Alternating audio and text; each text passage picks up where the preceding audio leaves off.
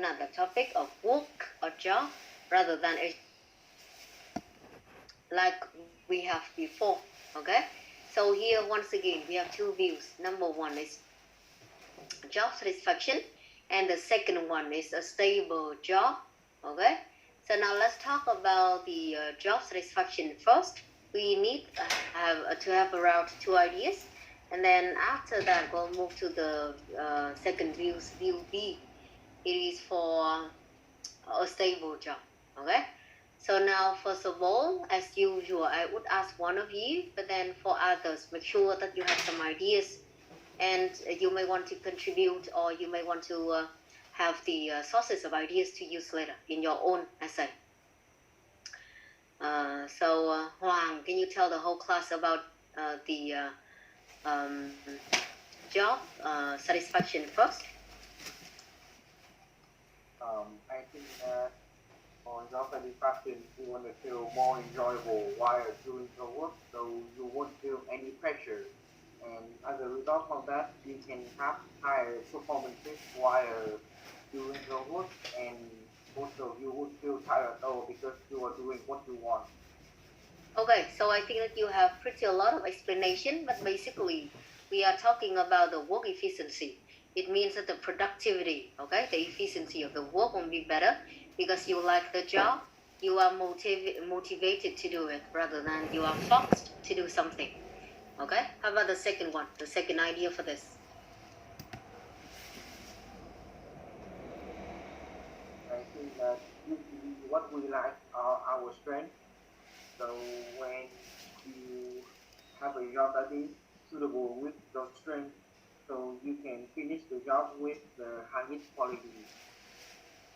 Yeah, but then I think that it is pretty similar to what we have before, like the work efficiency already. Okay, you can talk about the quality or the productivity in that one. Do you have any more ideas for this? No, that's all. Okay, so class again, các bạn thấy không? Đấy, thì lại thêm một cái kinh nghiệm nữa nhá. Là bạn mình nói thì có vẻ rất là nhiều nhưng thực ra nó cũng chỉ là có một ý thôi. Tức là cái kết quả công việc, làm công việc nhanh hơn, tốt hơn. Thì các bạn không thể chia nó làm hai được vì nó khá là giống nhau. Nên là các bạn chú ý một chút về cái vấn đề này.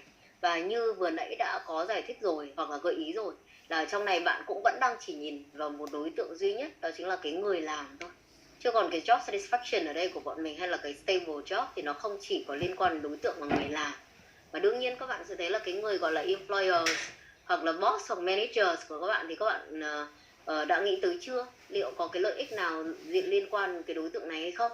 Được chưa? Thì xin nhắc lại là cái ý của bạn vừa nãy lại thêm một kinh nghiệm nhé các bạn nhé, để về nhà tự viết đi. Chứ còn cái việc comment không xong rồi cô cũng không nghĩ được tất cả mọi người đều đọc đâu. Thì thực ra nó cũng chỉ là một trong những cái việc gọi là làm phí thời gian thôi, bởi vì cứ viết mãi mà nó vẫn có cái lỗi tương tự thì nó rất là khó để có thể improve được điểm. Thì ở trong này xin nhắc lại là hai ý của bạn là nó tương tự như nhau, cho nên mình rất là khó để mình có thể phân tách ra được, đúng không ạ? Ở trong này của chúng ta thì đương nhiên mình có nhiều ý khác nữa, nhưng mà xin nhắc một chút này. Đầu tiên ấy, đó chính là gì? Là đề này nó đã được hỏi dưới cái dạng là thảo luận cả hai luồng ý kiến và đưa ra ý kiến cá nhân. Nhưng ngoài ra người ta cũng hỏi các bạn về những thứ như là cái advantages và disadvantages của từng loại. Ví dụ như vậy. Thì trong này job satisfaction các bạn cũng có thể nghe một cái câu nói kiểu rất là nhiều rồi. Choose a job you love and you will never have to work a day in your life.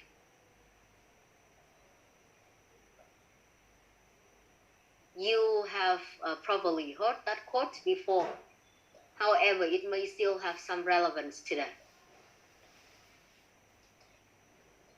And here, of course, we know about the job satisfaction, or if you are working or your parents are working, usually people consider or people really care about the satisfaction in the job.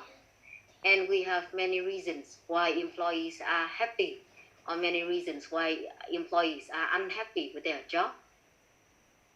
And there are some benefits of this one. The very first one is, of course, higher productivity that we talked before. Irrespective of job titles or salary, employees who are more satisfied with their job, of course, they feel satisfied with the company, with the rewards, with the recognition. And of course they won't try to do more with the work, they produce more and they do it more efficiently. Nên cô mới nói là hai ý của bạn thực ra là một đấy.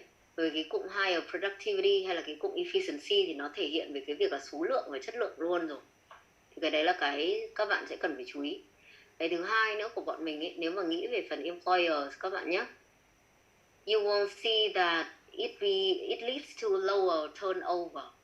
The word that we have here, or you may want to pay attention to, is lower turnover. It means that if the employees are more satisfied with their job, they are less likely to leave. They are less likely to leave. And the company, of course, they can reduce the cost of training. Training a new employee, of course, it takes time and a lot of money. So that's why lower turnover is a good point.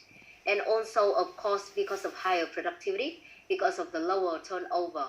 So we can increase the profits for the whole company.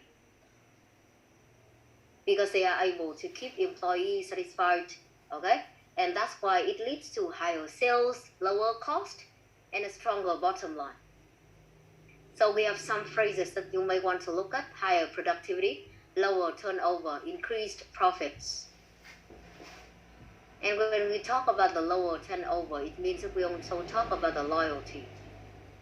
Họ phải thực sự thích thì họ mới ở lại các bạn. Chứ còn có loyal đến đâu đi chăng nữa mà nó quá chán hoặc họ cảm thấy unhappy thì họ cũng không ở lại đâu.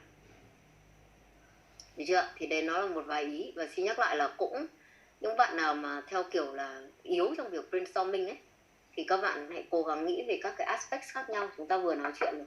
Chứ còn không đây nó mới là bài brainstorm số 2 thôi, nhưng mà cũng đã thể hiện là có thể là mình đang gặp những cái ý mà nó trùng lặp với nhau và chưa có khả năng nghĩ ra ý tốt. Chứ còn trả lời thì vẫn trả lời được thôi. Okay, so thank you. So it is the very first view that we have here for job satisfaction. Now let's look at the second one, that is a stable job. Okay, you know the word stable, and then here I don't think that like they are totally different. Anyway, because it is a question, so we still have to answer it. The stable job, and we talk about the benefits of this one, and you won't have to explain for it. Okay, so Hà, can you tell the whole class one idea for now? And of course, if you have more, it's better. But then what is the first idea that you have to support for stable job? For stable job, I think people could avoid risks and have an easier life.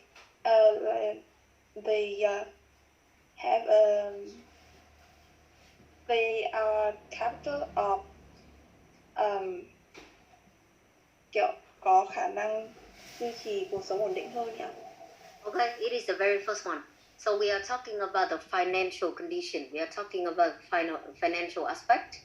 And when you have the money, the stable income, actually, we are able to fulfill the basic needs in our life. Right? Even it is the income that you have in a week, in a month, for example, especially in this pandemic, you will see that a lot of people become unemployed. So if you have the stable job, of course it is better for us in terms of the financial condition. Okay, it is the very first idea. Do you have the second one? I think when people have a stable job, they might be bring boredom.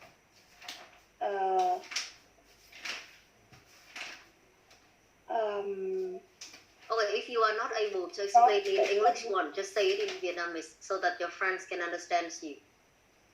Kiểu là họ dễ cảm thấy bị tẻ nhạt về cái công việc ý và không thể phát huy được cái khả năng của họ. Em ơi, nào, rất là tốt là hôm nay cô gọi bạn Hà để em clear luôn này. Ở đây em đang nói về cái disadvantage, tức là những cái xấu của nó chẳng hạn, cái drawbacks của nó. Thì đây không phải là trong đề. Nếu em viết ý như vậy cô sẽ gạch luôn bởi vì nó là irrelevant. Chúng ta đang support hai ý. Bạn Hà có hiểu không?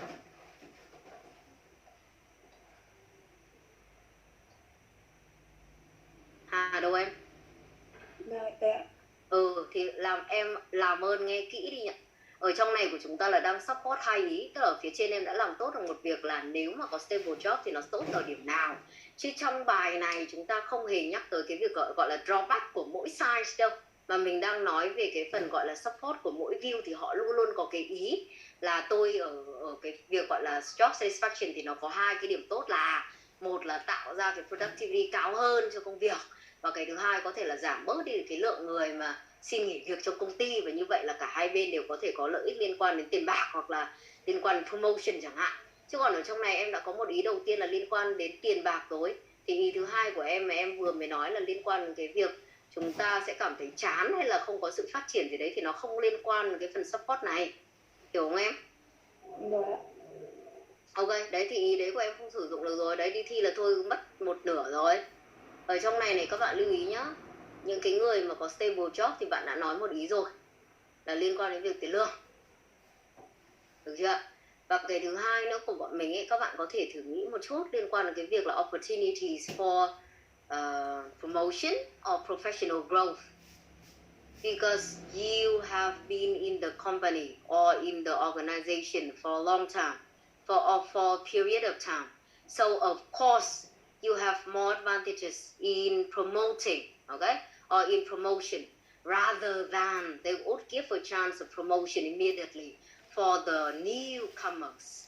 So again, if you are at the senior levels, đương nhiên tùy từng công việc, nhưng mà thường là ở cái mức độ gọi là senior level, tức là ở lâu rồi, thì employees họ sẽ có cơ hội nhiều hơn, gọi là opportunities nhiều hơn trong cái việc là được có cái professional growth hoặc là có cái promotion này, tức là phát triển trong nghề nghiệp, phát triển trong công việc, được chưa? Và một cái ý nữa mà các bạn cũng có thể cân nhắc là nếu mà họ ở lâu thì có cái gì nó không phải chỉ liên quan đến tiền đâu, đúng không? Mà cái sự ổn định ở trong này nó có thể liên quan đến cái việc là bạn quen việc. Chưa nói đến chán hay không, nhưng bạn quen việc thì cái việc quen việc này nó có dẫn tới cái gì không? Rồi là đến cái việc gọi là không chỉ có công việc mà còn liên quan đến colleagues, liên quan đến supervisors, liên quan đến managers, thì những cái này nó có positively contribute đối với cái gì không? Đấy là những câu hỏi cần phải đặt ra, được chưa? Như vậy xin nhắc lại này, ở trong này của bọn mình đang có một vài ý liên quan đến tiền lương, salary. Cái thứ hai là liên quan đến promotion. Cái thứ ba có thể liên quan đến cái lợi ích khác là đến từ cái gọi là stability hoặc là familiarity with the jobs. Có nhiều lắm, nhưng các bạn hãy thử suy nghĩ xem một chút, chứ ở trong này thì mình cũng sẽ không nói luôn về tất cả các ý này. Còn những cái gọi là drawbacks ấy, thì nó sẽ thuộc về một đề khác. Ví dụ người ta hỏi là ở cái stable job hoặc là staying long in a company hoặc là in an organization thì có advantages và disadvantages là gì, thì đương nhiên đến lúc đấy các bạn sẽ cần phải sử dụng cả cái ý liên quan đến disadvantage nữa như bạn Hà vừa mới trình bày. Nhưng đối với đề này thì không. Xin nhắc lại đối với đề này của chúng ta thì không mention đến cái the other side mà chúng ta có thể nghĩ tới.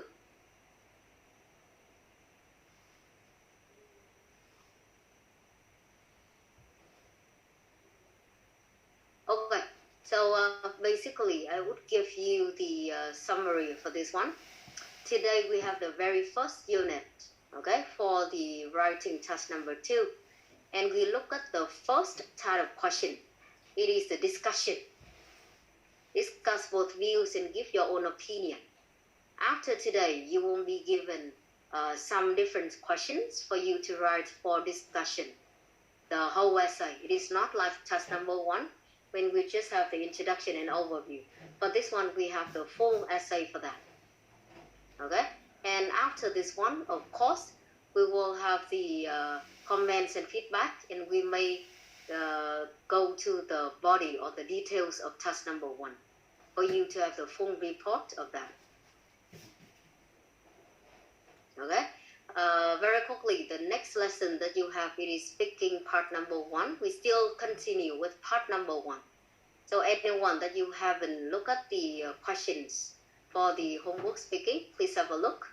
And even some of you, for the first one that you have the late submission, I still give you the comments and feedback. But make sure that you know, if it is late again in the next time, I'm sorry, I do not have time to give comments and feedback for you. Okay? And I look at the Google Classroom, and I think that you have been given the speaking questions together with the reading and listening already. So if you haven't checked, make sure that you have a look for that. Okay, I think it's enough for today. Again, class, you will have the question for task number 2, and we'll come back to task 1 later. I will stop the class here, and you may leave the classroom. We will see each other again on Monday, I think.